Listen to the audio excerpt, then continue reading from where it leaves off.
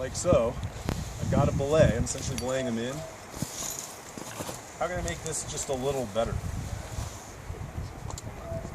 Yeah, like clove ends. If you have the option, how often is there, you know, some yank on the cleaver, or you have the bottom of some fixed lines, or whatever.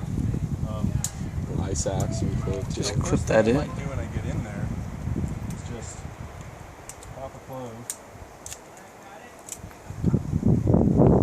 Now my belay is actually a lot more robust. You know, especially I feel like getting off glaciers over weird moats. It's kind of one of your most exposed times because it tends to be like steeper angles. They tend to be weird oblique stuff going on. So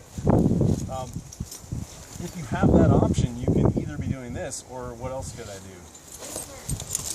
You just belay off that piece too. Yeah, like make your life easy on yourself. I'm gonna belay you in with this just for now, just because I've got it set up. But yeah, you could certainly throw a clove hitch on there, but if that's an option. Try and do this so you guys can still see. You might need to come, it might be better to come in a little more this area, and that way all of these head right.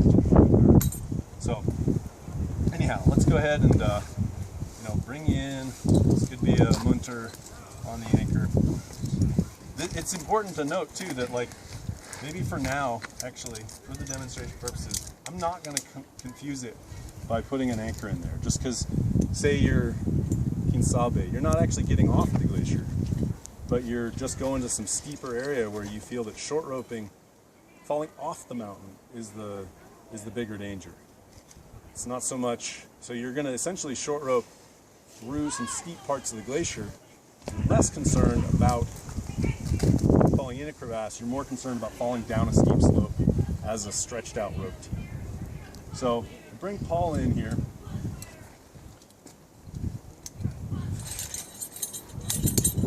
And we're pretty, you know, we're pretty good and solid here.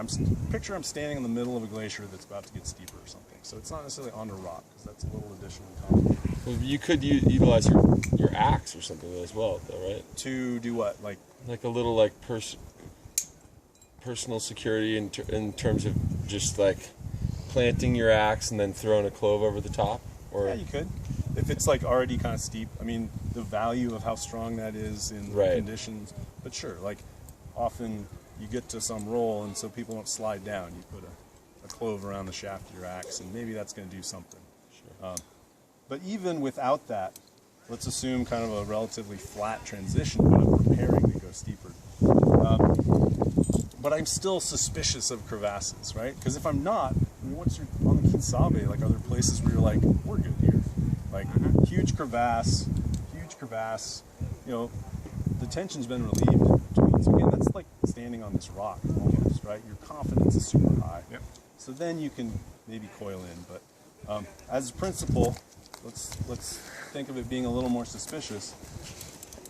If I come right into Paul here, and then I proceed to belay Luke right in on me, like what's the downside? Like if we're all standing right here. If Luke falls in, you have to manage him and you got to manage, and I'm in the way.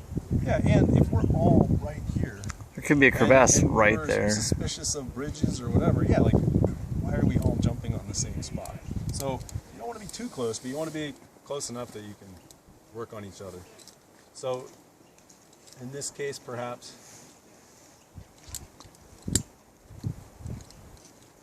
I could bring Luke in, you know, essentially just belaying him in. Now, how far apart do I want to be, right? That's the question for the next section. So it's going to depend. Am I going up the cleaver? Am I going up the Kinsabe steeper roll? Am I getting on the fixed line Rondonali? But you're going to decide the spacing you think. And if you pick that spacing, but there's uncertainty, or you pick that spacing but you know something like, well, there's places I'm going to need to be short, there's places I'm going to need it to be longer, you can build in some adjustability. So we've talked about several of those methods the other day with the crevasse rescue, like what can Luke do, what could I have Luke do if he's a You do the Swiss miss. client. Yeah, so like I might say, hey, you know, would you do that Swiss miss? Or I might put a figure 9, you know, on your on your rope and clip that in your belay loop. And that way I've got that little adjustability without having to mess with stuff on my end or mess with him. But so Luke, maybe go ahead and just put a Swiss miss, whatever. Stay right there. But the main thing I'm doing is I'm not gathering us all up. Because the stretched out nature right now, it's like we're still a little protected, right? So I'm trying to avoid doing too much. But I still don't have to mess with Luke, so it doesn't matter. I don't need him all the way in here. So I'm going to keep him stretched out because that's protecting him, it's protecting us. And we're not all stacked up in a questionable zone. So, you know, right here, I could flip this to a clove, I could mule it off. Depends on your confidence of like losing the rope, but we do a little twist.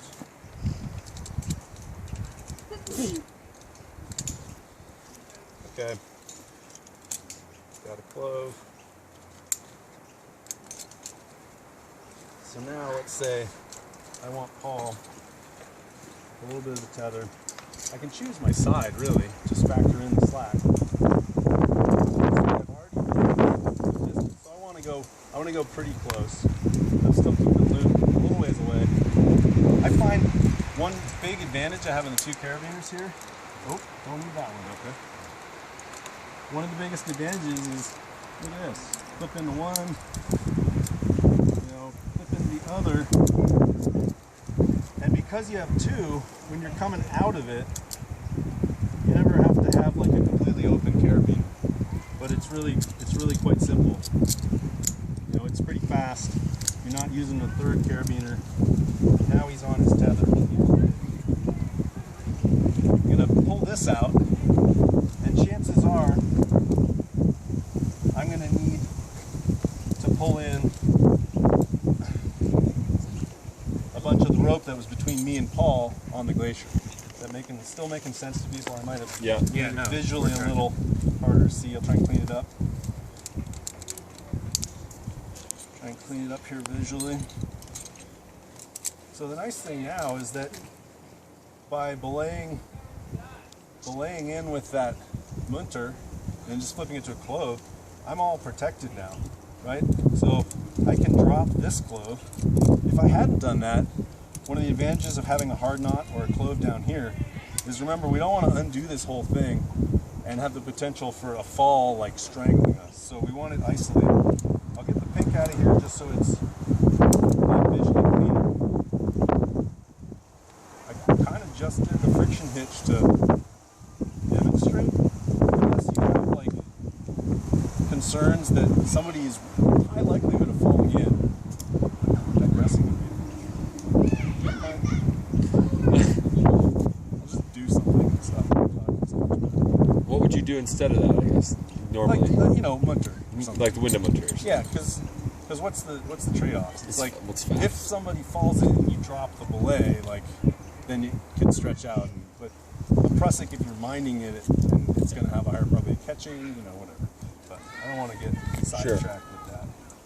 But so again, I'm already. We have to have another barbecue to cover that. Yeah. So I'm already in there. I'm isolated by this, or I could be isolated by my original knot.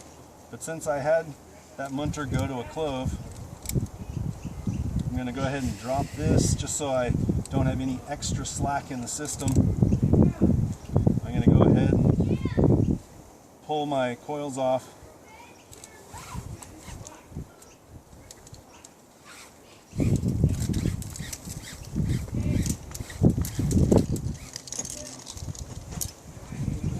And when I'm taking in coils, I could have just stacked some coils right on top, which is often a trick. If you think you're going to pull them in for 2 minutes, 5 minutes, and then stretch them right back out, you don't need to bother with the whole untying business. You just second one right on top of the first coils. But since I'm going to be shore roping for an hour or two or whatever, I kind of want to do a full deal. So I'm going to come back. I'm going to think about the terrain up ahead and how much slack I think I might want in my hand. Maybe I'm transitioning to full stretched out rope, pitching it, and in that case I'm just going to stack the rope on the ground. But I guess the original scenario was on the Glacier, right? So let's say we're on the glacier, we're going to steep snow. I'll try and stay on that track.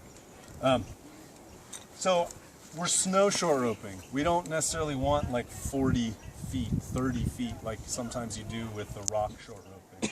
So I'm gonna go like relatively short, but one consideration I have, certainly like in that example, is there's times when you're not in glacier travel mode or short roping mode. You're kind of trying to do both, right? So I may leave a little longer than if it was just a benign snow field getting steeper.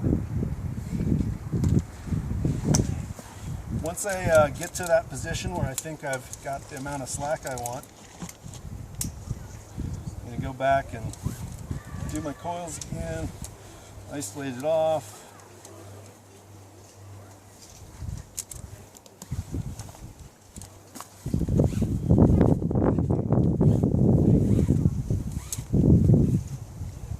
All right.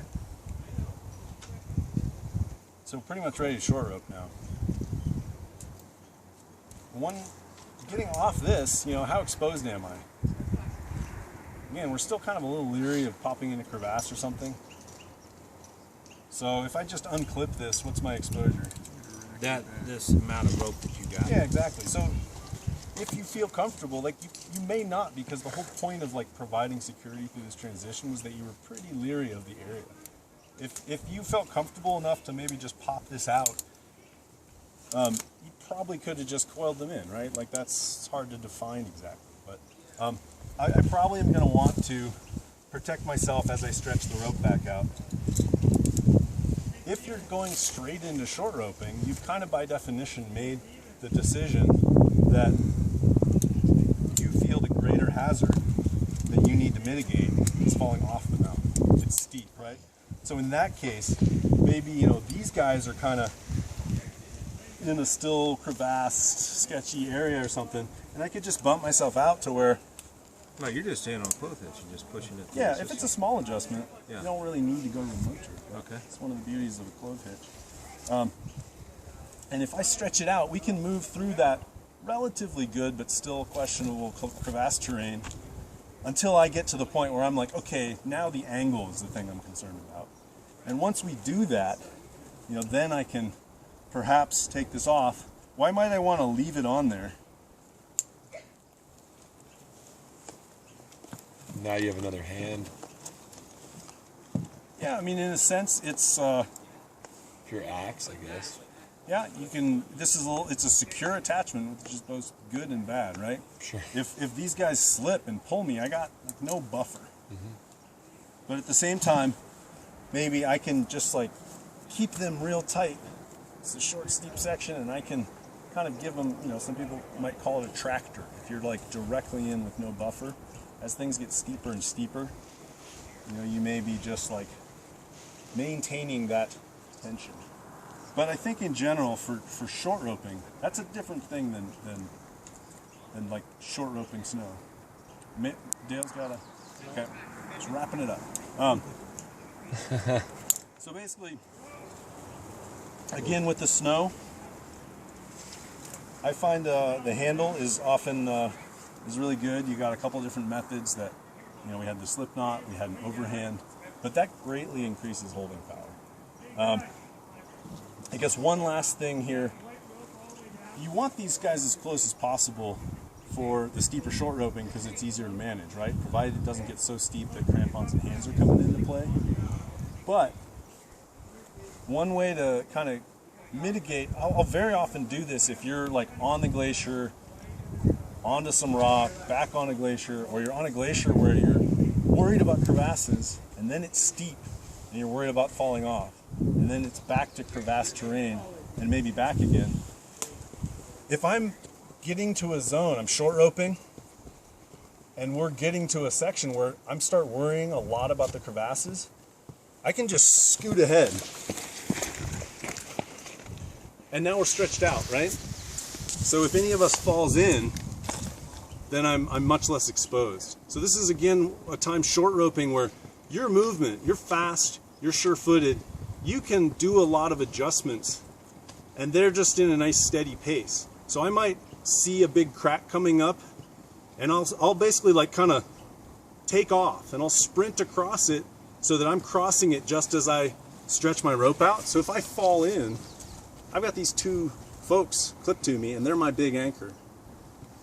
Now, what's the downside of like having two on that end and one on this end? They fall in. Yeah, like if they fall in. So if I'm that worried about it, what's something I might do to mitigate that? Undo the Swiss mace. Yeah, so you've got a spacer knot back there. And they don't have the full like 35, 40 feet, whatever you decided was the appropriate Glacier travel distance between them. But they've got enough that they can at least be, 3-4 meters or more apart, right? So if I ask, hey Luke, go ahead and pop that knot out. And I just short roped some steeper stuff close together, so I was really on them. I was monitoring, and modeling, good technique. Now, as Paul, if you come this way, I would just continue with the rope stretched out. So pretend like I had somewhere I could go. And now those guys are stretched out, so they're protected against the crevasse, and yet it's really easy to go back into short roping mode, right? So I could basically, it's going to depend a little on the competence of your back client there, but it's pretty easy to teach them to tie a couple of knots. It could just be an overhand or figure eight. Hey, question. Yeah.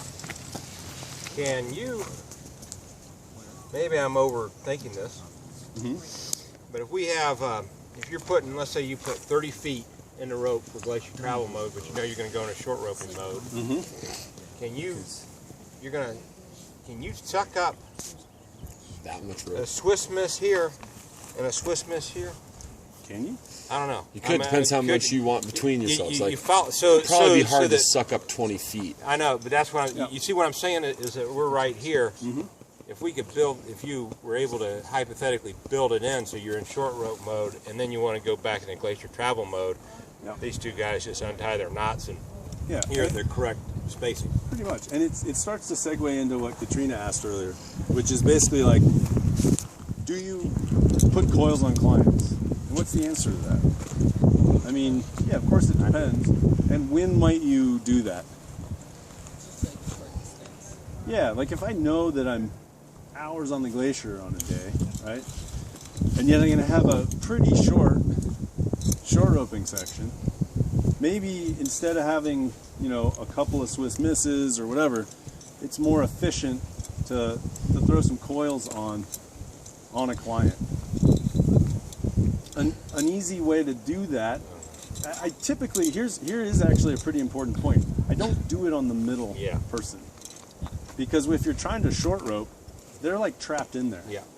And then the angles start being really weird for like trying to maintain stuff, especially if like this person. You could put it on this guy. Yeah. Yeah. So yeah, you can. It's better on that person because otherwise any adjustment is like kind of blocked. Yeah. Right. Because say we do a couple of coils there, and again, depends on the skill of your client. We're relatively close together here. Right. What do people think about just throwing some coils on there and isolating, hard knot into there? Yeah. It's quick, it's easy. Yeah. Well, you can tag what he's going to do with them. How he's going to manage them, where you're going to have a problem. Yeah, personally, I'm not a huge fan of any situation where something getting pulled can like strict and strangle you, because who knows? It slips, it catches something. So if you're going to do coils, I would suggest either doing a real heavy coil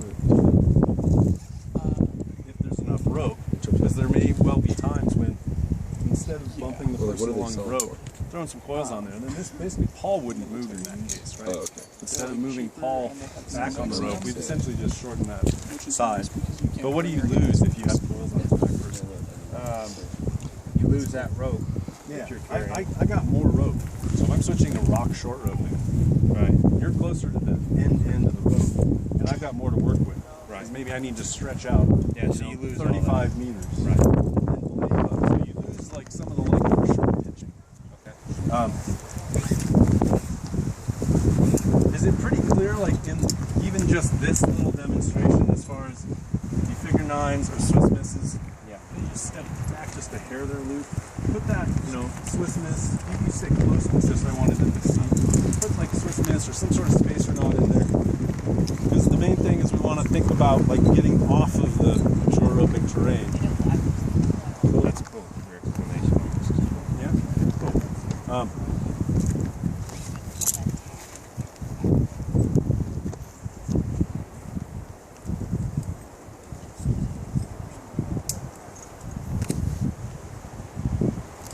What's the difference between the Swiss Miss and the Daisy Duke? I think the Daisy Duke's just a double overhand finish. It's Okay. like what he was alluding to. Swiss I think miss it's pretty much the same shit.